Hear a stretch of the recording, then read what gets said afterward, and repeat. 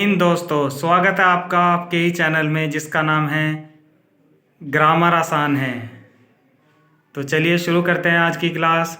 जैसे ही मैंने कुछ दिन लास्ट क्लास में आपको प्रेजेंट कंटिन्यूअस की डेफिनेशन के बारे में बताया था और उसके कुछ रूल्स थे आईएनजी जोड़ने के, उनके बारे में बताया था।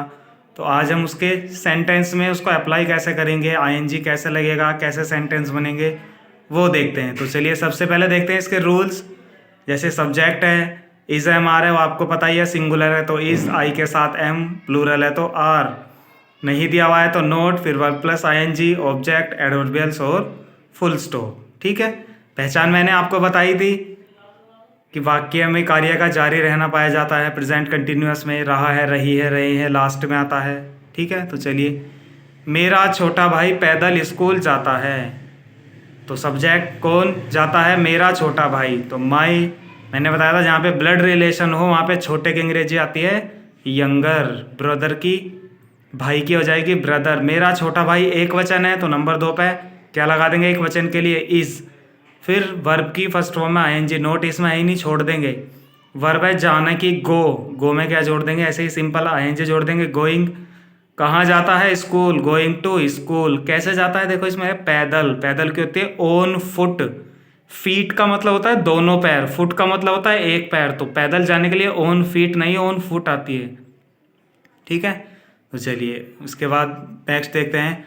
माताजी रसोई में सब्जी काट रही है। तो कौन काट रही है? सब्जेक्ट माताजी, मदर, एक वचन है तो इज, नोट नहीं दिया हुआ है तो छोड़ देंगे। फिर उसके बाद सब्जी काटने की होती है चॉप, CHOP। मैंने बताया था यदि कॉन्सोनेंट से पहले एक वोविल हो तो कॉन्सोनेंट को डबल कर देते हैं। तो पी से पहले ओ वोविल है तो पी को डबल कर देंगे आईएनजी जोड़ने के लिए, क्या हो जाएगा? चॉपिंग। फिर ऑब्जेक्ट क्या काट रही है? सब्जी, द वेजिटेबल। कहाँ काट रही है? रसोई में, इन द किचन। ठीक, चलिए नेक्स्ट। अपराधी अपना अपराध स्वीकार नहीं कर रहा है। तो कौन नहीं कर रहा है? अपराधी, अपराधी की द गिल्टी, एक वचन है तो इज, नहीं दिया हुआ है वाक्य में तो नंबर 3 पर नोट लगा देंगे। फिर उसके बाद वर्ब की फर्स्ट फॉर्म में आईएनजी, कन्फेस माने होता है स्वीकार करना, तो कन्फेस में आईएनजी जोड़ देंगे तो कन्फेसिंग। क्या स्वीकार नहीं कर रहा है? अपना अपराध। मैंने बताया था मेल कोई भी एक वचन हो उसके साथ अपने की अंग्रेजी आती है हिज, तो हिज लगा देंगे अपने की और अपराध की हो जाएगी गिल्ट। ठीक है, एडवर्बियल्स इसमें है नहीं, कब नहीं कर रहा, कहाँ नहीं कर रहा, तो वो छोड़ देंगे। बाकी क्या बचा? Full stop. अध्यापक अब कक्षा में बच्चों को अंग्रेजी पढ़ा रहे हैं। ध्यान से समझना, इसमें एक इम्पोर्टेंट बात है इस वाक्य में, वो मैं बताता हूँ आगे। सब्जेक्ट कौन नहीं पढ़ा रहे हैं? कौन पढ़ा रहे हैं? अध्यापक। तो द टीचर, एक वचन है तो इज, नोट नहीं दिया हुआ है, छोड़ देंगे। पढ़ाने की टीच में आईएनजी जोड़ देंगे तो टीचिंग। देखिएगा इस वाक्य में 2 ऑब्जेक्ट हैं, एक जानदार और एक बेजान। जानदार है अंग्रेजी, बेजान है बच्चों को। तो इसका हमेशा ध्यान रखना है यदि जब दोनों ऑब्जेक्ट एक साथ आते हैं। तो जैसे मैंने टीचिंग के बाद पहले कौन सा ऑब्जेक्ट लिया हुआ है यहाँ पे? बेजान, और बाद में चिल्ड्रन, जानदार ऑब्जेक्ट बाद में है। तो जब बेजान के बाद जानदार ऑब्जेक्ट लेते हैं, उस जानदार ऑब्जेक्ट को हम किस चीज़ से जोड़ते हैं? कौन सी प्रीपोजिशन से जोड़ते हैं? टू से जोड़ते हैं। ठीक है, ये बात मोस्ट इंपॉर्टेंट है, ध्यान रखना।